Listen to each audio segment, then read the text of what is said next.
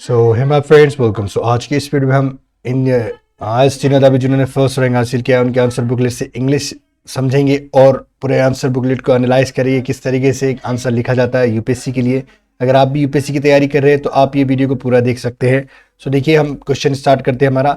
If अगर instead of insisting, okay instead of यानी के बजाय, यानी जिद करने के बजाय या उस पर जोर देने के बजाय, ऑन राइट्स यानी हक पर जोर देने के बजाय, okay on rights everyone does his duty, अगर हर कोई अपनी ड्यूटी करता है तो इसके माने क्या है। If instead of insisting on rights everyone does his duty, अगर हक पर जोर, राइट्स पर जोर देने के बजाय अगर सब अपनी अपनी ड्यूटी करते हैं तो there will immediately be the rule of order establish among Mankind.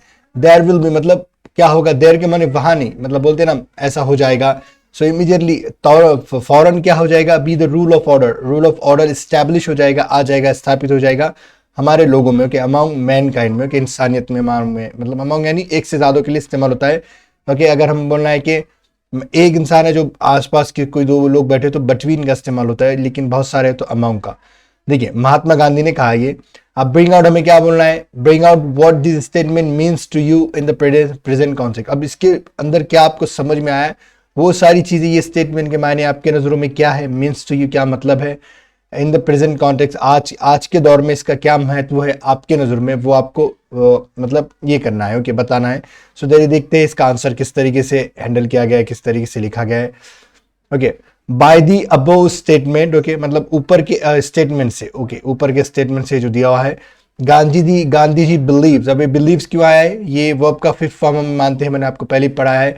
कोई भी एक नाम के साथ ES वगैरह लग जाता है तो अगर बिलीव है तो बिलीव्स बन जाएगा। Okay that rights and duties have an organic relationship. Okay that क्या मानते हैं कि राइट्स एंड ड्यूटीज, जो भी अपने हुकूक है, हक है, और ड्यूटीज है, जो भी हमारे कर्तव्य है, वो क्या है, ऑर्गेनिक रिलेशनशिप रखते हैं। ये एन क्यों आया है, क्योंकि ये ओ से वॉवल से स्टार्ट हुआ है।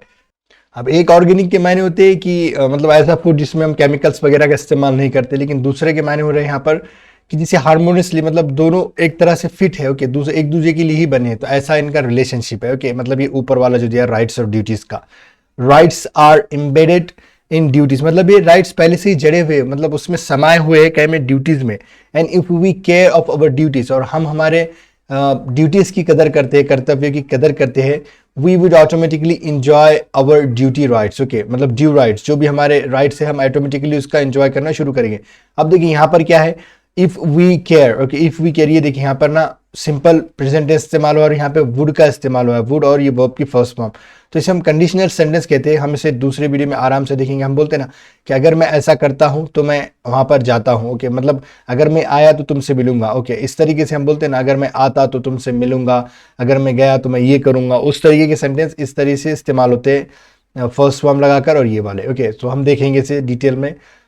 Gandhi ji tries to counter the concern, okay the common perception. Okay मतलब गांधी जी क्या कर रहे हैं, काउंटर करने की कोशिश कर रहे हैं, ट्राइज टू काउंटर यानी काउंटर करने की कोशिश कर रहे हैं यहाँ पर, मतलब एक तरह का क्या कर रहे हैं, मतलब विरोध कर रहे हैं, ऐसा बोलेंगे प्रोटेस्ट की टाइप, मतलब आपको ये बात वो नहीं मान रहे हैं। Gandhi ji tries to counter the common perception, जो कॉमन परसेप्शन है, परसेप्शन क्या होता है, जो भी हमारी धारणाएं होती है, मतलब आइडियोलॉजी नहीं, एक तरह की सोच जिसे कहेंगे हम, फ्रॉम माय पर्सपेक्टिव बोलते हैं ना, हमारे नजरिए से, ओके मुझे ऐसा लगता है मेरे हिसाब से, तो वही कॉमन परसेप्शन था।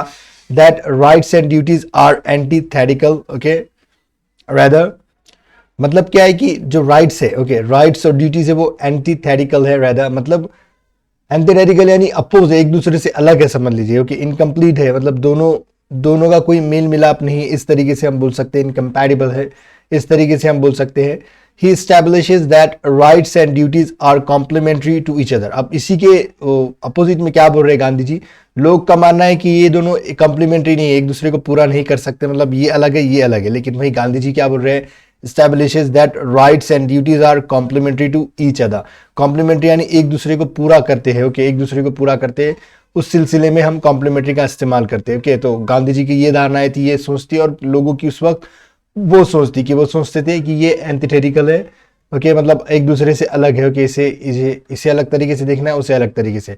फिर देखिए आप इन द प्रेडिक्स कौन सा है, इन द प्रेजेंट कॉन्टेक्स्ट, आज के इस दौर में, मतलब इसका क्या महत्व है, वो statement, this statement of Gandhi ji is as relevant as it was when it was spoken. देखो अभी क्या दिस स्टेटमेंट बोल रहे, जो स्टेटमेंट बोला गया है गांधी जी का ऑफ गांधी जी इज है एज रिलेवेंट एज, मतलब उतना ही रिलेवेंट है, इट वॉज ये था, when it was spoken, जब ये बोला गया, ओके जब ये बोला गया, वो भी आज ही इतना ही रिलेवेंट है।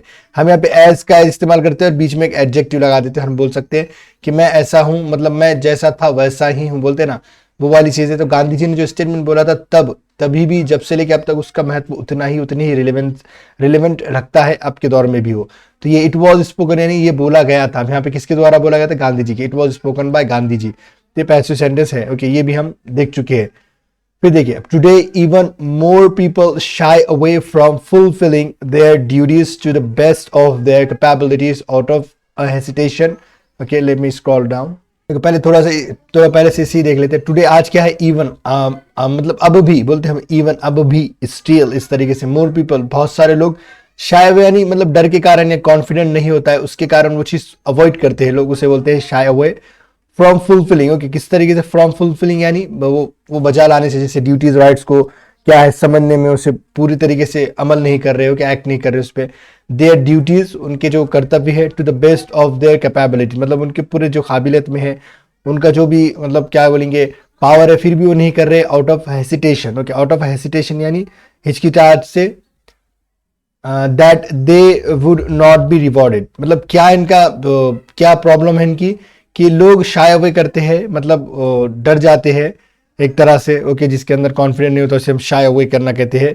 With rights to their satisfaction, मतलब इन्हें कोई रिवॉर्ड मिलने वाला नहीं है, अगर कोई फॉलो भी करते हैं ड्यूटीज वगैरह तो भी इन्हें कोई सेटिस्फैक्शन नहीं मिलने वाला, ये इनका क्या कहेंगे ऐसी सोच है लोगों की। दिस पैसिमिस्ट टेंडेंसी, कि पैसिमिस्टिक क्या होता है, जो फ्यूचर के बारे में हमेशा बुराई नेगेटिविटी पालती रखता है, कि अगर कोई एग्जाम की तैयारी करे तो हम बोलते हैं कि नहीं मैं फेल ही हो जाऊंगा, तो उसे हम पैसिमिस्ट कहेंगे।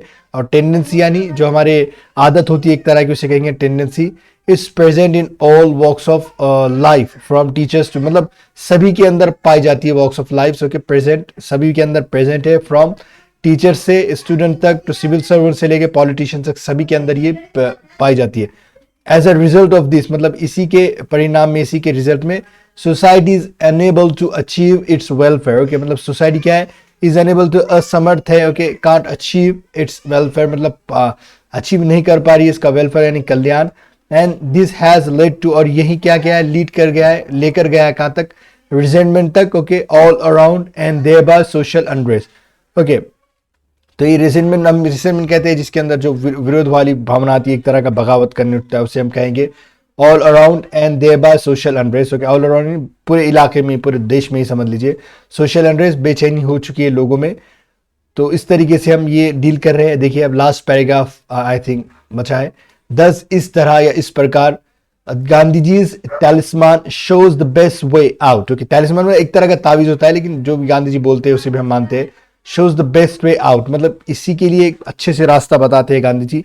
Bye understanding that it is only through performing our duties properly. अब क्या बोलते हैं, बाय अंडरस्टैंडिंग हमें ये समझना है that it is only through, ये आ सकता है, okay it is only through performing our duties, मतलब हमें परफॉर्म करना होगा हमारी ड्यूटीज, तभी आएगा प्रॉपरली, बहुत ही अच्छे से। विदाउट इंसिस्टिंग ऑन राइट्स मतलब बिना जोर दिए हुए, बिना जिद किए हुए हमारे राइट्स पर, ओके हमारे अधिकार पर, इस तरीके से बोल सकते हैं आप। We would be able to achieve welfare of society in general. Okay फिर हम क्या हो गए, हम समर्थ हो गए, हम एबल कर पाएंगे, मतलब हमारे अंदर काबिलियत आ जाएगी क्या करने की, अचीव करने की, वेलफेयर ऑफ सोसाइटी, सोसाइटी का कल्याण करने की, सोसाइटी को अच्छे से बनाने की, इन जनरल मतलब आमतौर पर। Okay and establish social order in particular, establish social order जो सबको सब मानेंगे, उस तरीके से हम बोलेंगे। तो देखिए ये छोटा सा वीडियो था जिसका हमने सारी चीज़ें टीना दाबी के बारे में पढ़े हैं, जो भी उन्होंने लिखा है आंसर बुकलेट में। और देखिए अगर आप सच में भी यूपीएससी के लिए इंग्लिश सीखना चाहते हैं या देखना चाह रहे हैं कि जो आंसर लिखा जा रहा है यूपीएससी टॉपर के द्वारा वो कैसा लिखा जाता है, तो आप इस चैनल को फॉलो कर सकते हैं।